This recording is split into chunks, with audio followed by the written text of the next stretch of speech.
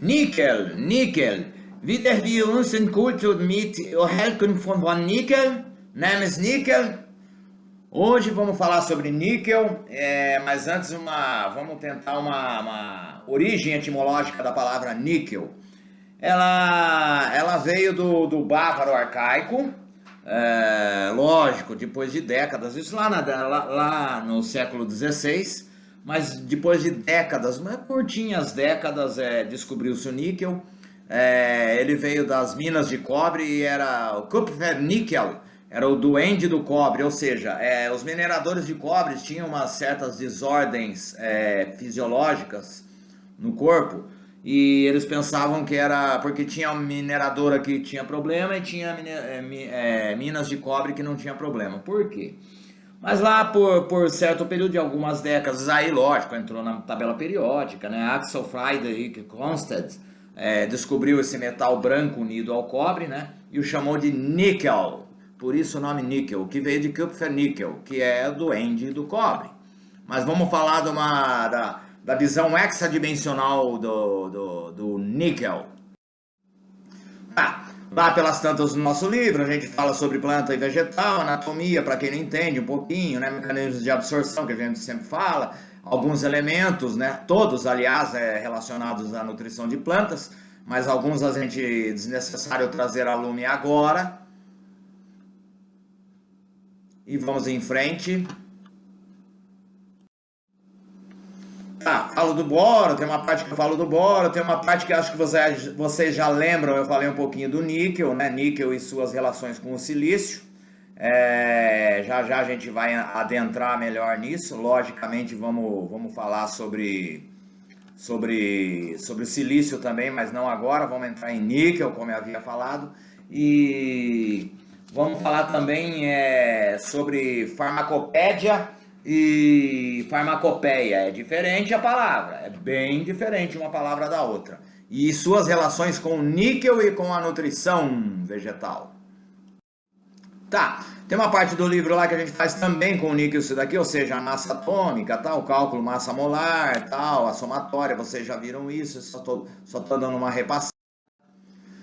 Lá pelas tantas a gente faz uma alegoria dimensional entre número de mol, o número de Avogadro, os mols, e tem os cálculos, dá para ver por aí. E a gente vai falar, no níquel a gente faz isso também, obviamente. A gente faz aquela alegoria sobre caminhão de soja, um grão de soja representando um átomo. Tem uma parte que a gente pesa na balança, um grão. Nesse grão, quantos átomos poderia ter, mais ou menos, considerando um grão de areia como se fosse um grão de um determinado elemento ou de determinado composto, no caso, o cloreto de potássio, e assim será com o níquel no livro. Outra parte a gente fala do zinco, isso é só para dar uma introdução ao níquel, né? Instrução normativa número 39. E as formas, né, as fontes de minerais de zinco, né? Acetato, carbonato, esse tipo de coisa, e assim o faremos com o níquel. A gente fala de quelatização, níquel é quelatizável, sim, não, como, é complexável, a gente vai entrar no níquel, eu coloquei isso daí só para a gente dar uma relembrada acerca daquela demonstraçãozinha do zinco e suas porcentagens. Também a respeito de absorção foliar e absorção pela membrana, né, membrana semipermeável, de que forma esse níquel entra ou não, mas já a gente vai falar, a gente acabou, não sei se vocês lembram, a gente acabou falando sobre o Kupfernickel e sua toxicidade, e aí há uma diferença, né, na instrução normativa, a gente vai falar agora, que o níquel sim é uma fonte de nutriente e além disso ele tem uma outra capacidade também morfológica e fisiológica no metabolismo da planta, e vamos falar disso também. Isso aqui é só para lembrar sobre o potencial químico maior e menor, e o níquel também participa disso nas nossas explanações. Níquel, instrução normativa no número 27, vamos lá. Para quem conhece, isso daí já é mais uma visão legal, e é bom a gente saber, uma visão jurídica a respeito do níquel, né? É metal pesado, é contaminante, de que jeito ele está classificado na instrução normativa número 27, que tinha lá do Ministério da Agricultura, e uma celeuma que será resolvida através de portarias, registros. 2022 vem aí, eu sempre falo, vamos ficar antenados ao Ministério da Agricultura, ao Embrapa, e compartilhar conhecimento para alavancar o desenvolvimento. Tá, diferença de contaminante, veja bem, acabei fazendo uma introdução lá do copper-níquel e das minas de cobre e o níquel está lá como contaminante, e não como metal pesado dentro da IN27. O que é contaminante?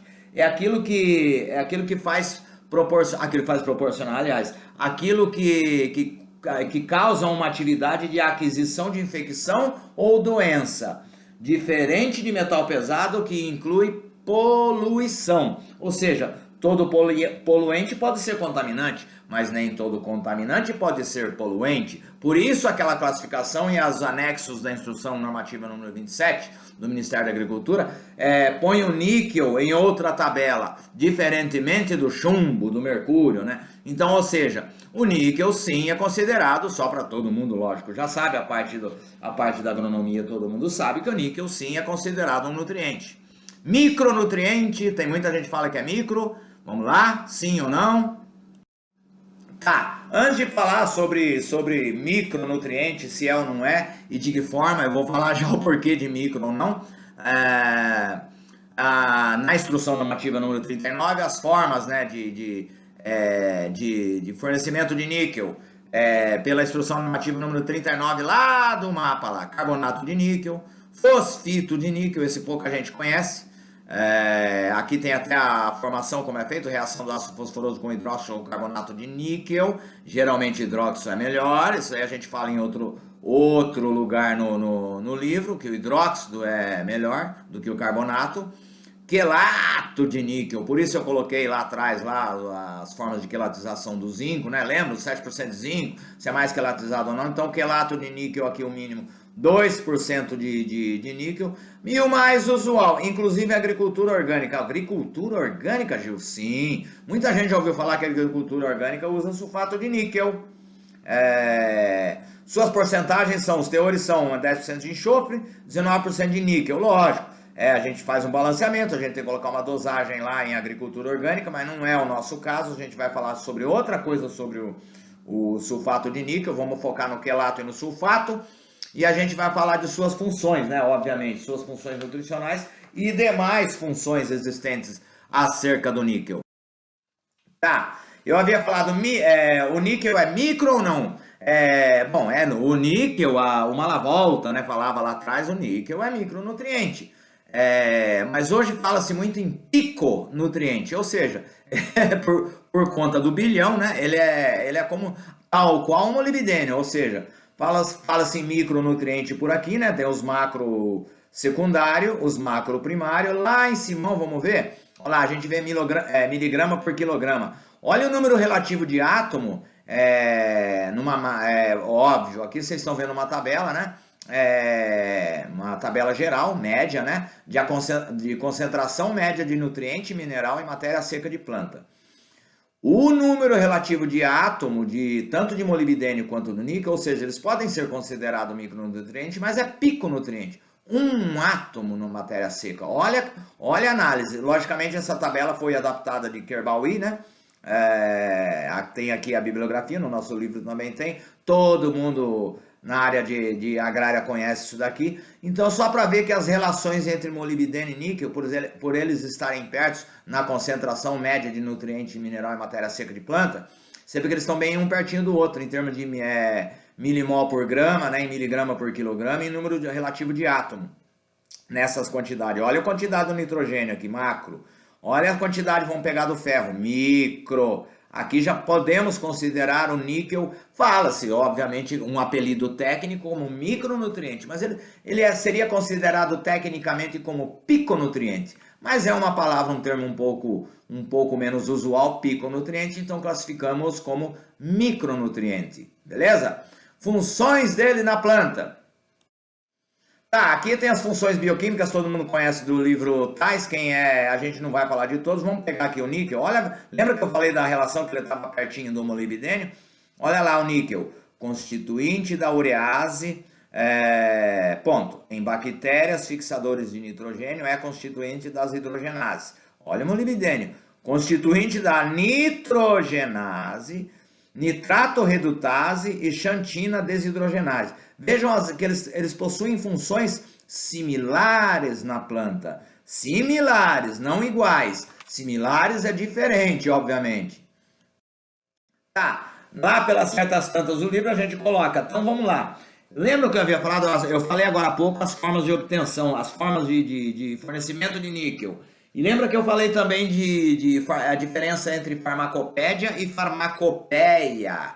Veja bem, farmacopédia é relacionada ao bulário. Então a gente não vai lá carcar lá, pegar sulfato de níquel, não. Vamos voltar lá atrás na membrana semipermeável, de que forma deveremos tratar quimicamente esse níquel para ser absorvido pela planta, certo? Mas para isso a gente tem que levar em consideração as concentrações no solo de níquel. Aí é por isso que entra se ele está em nível contaminante ou nível tóxico, ou ambos. Então, uma vez nós sabemos que quais são as quantidades, os teores de níquel no solo, poderemos aplicar o níquel, e não só como forma nutricional, e sim também como outras formas, ou seja, como forma, vamos dizer assim, como o apelido técnico é fungistático, ou seja, ele tem a capacidade, o níquel também tem a capacidade, né, de reduzir algumas severidades nas plantas. No amendoim, por exemplo, ele diminui a severidade, né? Desde que ele tenha pouco no solo. No amendoim, por exemplo, ele diminui a severidade da ferrugem em amendoim. Quer dizer, mas vamos pegar, já que a gente está falando em amendoim, vamos pegar as leguminosas, tá? Beleza, aqui a gente pegou do INPI, né? Instituto National Plant Nutrition lá. A gente pegou aqui, o crescimento, né?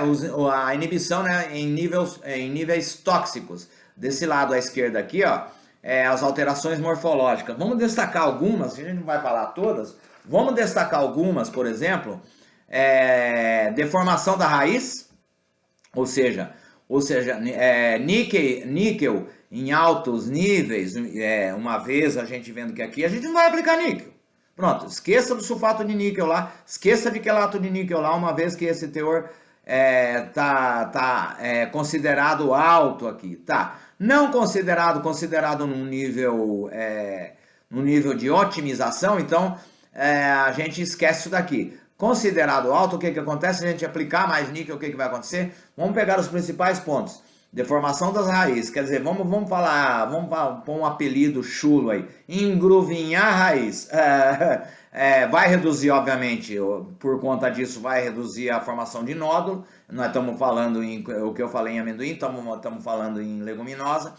Por óbvio, por consequência, alteração fisiológica. O que acontece? Redução da atividade enzimática, redução da urease, né? Da glicoxilase, ou seja, olha o que acontece quando o níquel está em níveis elevados.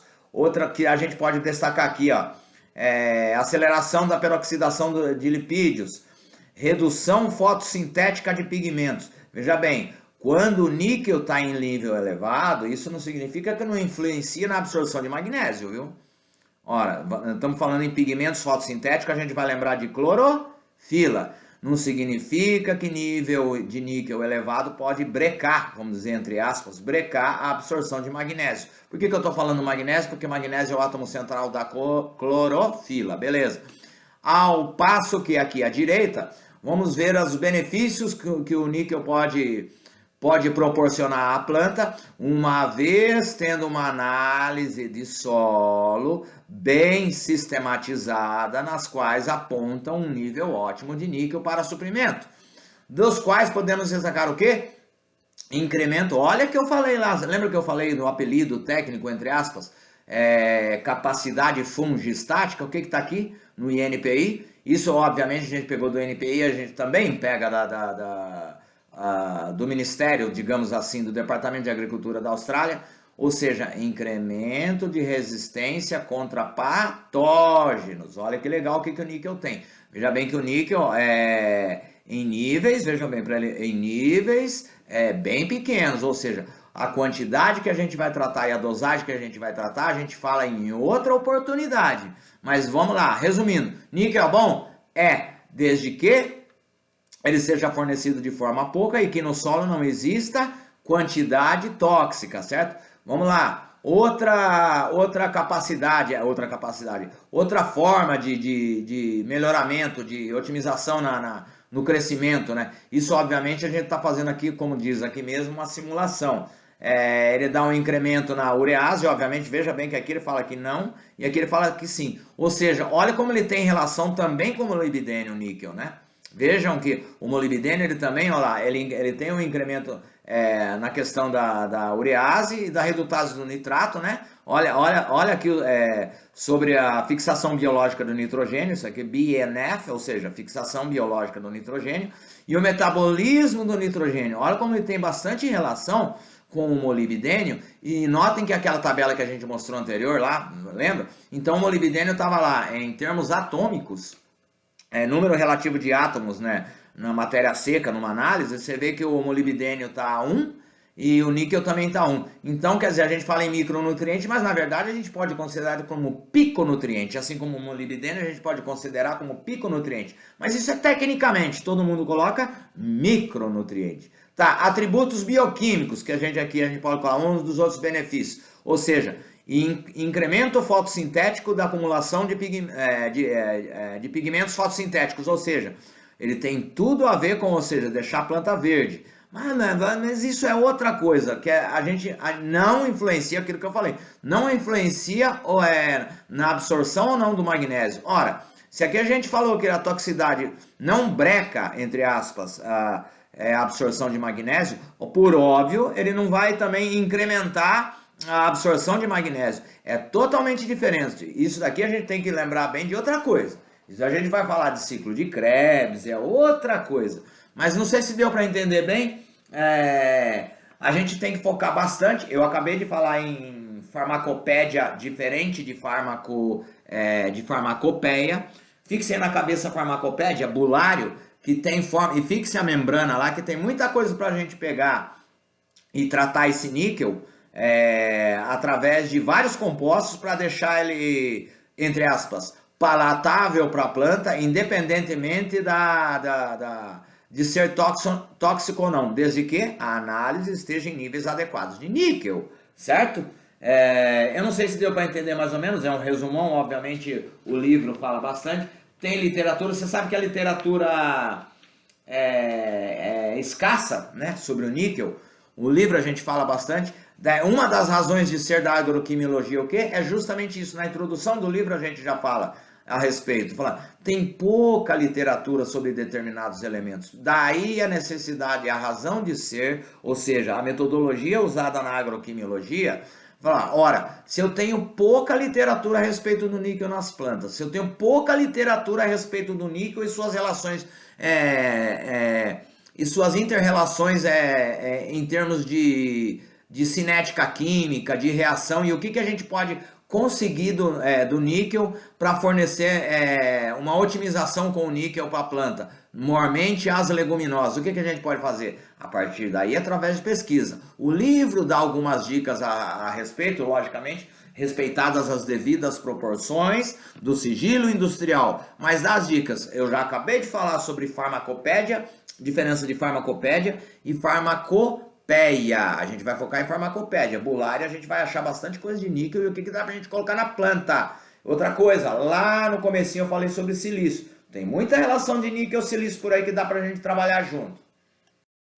Bom, voltando, olha lá, que eu falei, diferente de farmacopédia, diferente de farmacopeia, ou seja, é bem diferente. Pra gente trabalhar, eu acabei de falando do silício, também suas relações, falei também de agricultura orgânica, que é muito utilizado o sulfato de níquel, e falei do silício, e a gente está esquecendo de um detalhezinho, mas a gente vai falar depois, no momento oportuno, sobre o selênio. Ele tem bastante relação também, dá para a gente trabalhar níquel, selênio e silício. Como? Aí a agroquimiologia, juntamente com a viabilidade agronômica e a viabilidade química, vai proporcionar um melhoramento nutricional e um melhoramento fitopatológico, podemos assim dizer. Ou seja, diminuir severidade, inclusive nas leguminosas, inclusive em relação à ferrugem. Ou seja, fixe na cabeça ferrugem, níquel, selênio, silício. Beleza?